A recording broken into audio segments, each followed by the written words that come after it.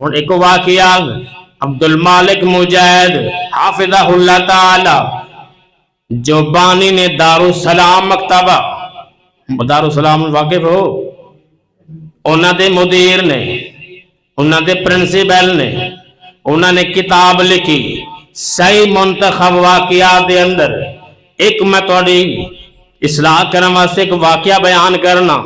बे एक उस्ताद जी ने स्कूल दे टीचर ते मास्टर ने एक दिन बच्चे को सवाल कर लिया, बच्चों जरा दसो ना तुसी पढ़ते हो, पढ़ने तो बाद कामयाबी बाद की बनना चाहते हो? एक बच्चे ने कहा है उस्ताद जी मैं डॉक्टर बनागा, एक बच्चे ने कहा है उस्ताद जी मैं मास्टर बनागा, एक बच्चे ने कहा है उस्ताद जी मैं आर्मी का चीफ बन जाऊंगा, उस्ताद जी मेरा इरादा है वे कि मैं फला फला बन जाएगा, मैं फला फला होदे दे उत्ते आऊंगा।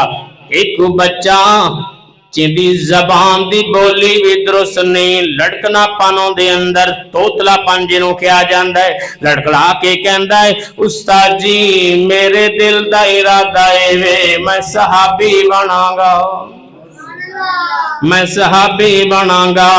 उस्ताद टीचर ते मास्टर साहब दा ज़हन ही खुल गया है। उन्हें क्या बेटा फिर दसी की बनेगा? कहंदा सहाबी बनागा, सहाबी बनागा।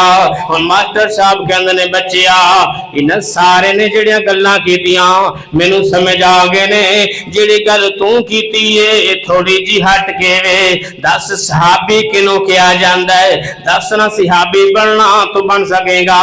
कहंदे उस्ताद जी गल सुनो मैनू ये भी पता नहीं सहाबी कौन होंदा है ते किंज बनीदा है, पर मेरे दिल दी आस है कि मैं सहाबी वड्डा होके सहाबी बनागा, वड्डा होके सहाबी बनागा। गल मुख्तसर जी। मास्टर साहब कहंदे ने ओ बच्चा एक गल्लां तेरे देन च किन्ने पाया? उन्हें जनाब की ये माना ए ओ नहीं बोलिया, उनदी मां दी तरबियत बोली, ये बच्चा नहीं बोलिया, उनकी दीनदारी बोलिए, ये बच्चा नहीं पे बोलता, उनका माँ बाप दा सबक बोलिया, ये बच्चा खुद नहीं बोलता, उनकी अपनी जिंदगी की सलाहियत पे बोल दी है, उनकी तरबियत का जवाब पे आंदा है। ये गल मुकदी मुकामा जनाब टीचर साहब ने सवाल किया, मास्टर साहब ने बच्चिया सहाबी तेनू दसिया किने वे? कहंदे उस्ताद जी मेरी गल सुनो, मैं हर रोज अपनी मां दे करीब जदों सोन तो पहला मेरी मां प्यारी मैनू एक सहाबी दा वाकया सुना छड़ दिए, हर रोजाना मैनू एक सहाबी दी कहानी सुनांदी है।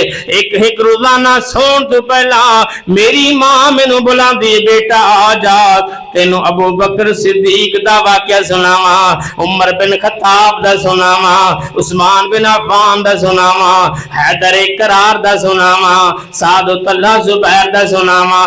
एक दिन एक रात भी ऐसी नहीं गुजरी जदों मैनू सहाबा दी किसी कहानी दे विचों मेरी मां ने कहानी ना सुनाई होवे। इस वास्ते उनके दिल दे अंदर बात बैठ गई है, बनागा ते मैं सहाबी बनागा नहीं ते मैं कख नहीं जे बनागा। इत्थे मां दी तरबियत दा असर है, मां दी तरबियत दा असर है। जो कुछ मां पे करनगे वही औलादा ते मापे नू चाहिए कि अच्छी तरबियत चंगी गल चंगी दीन दी बात आओ किसी कहानी तो पाक और झूठ तो पाक एक कुरान दी आयत दा तर्जमा ही अपने बेटे नू बेटी नू सोन तो पहला सिखा छड़िया करो।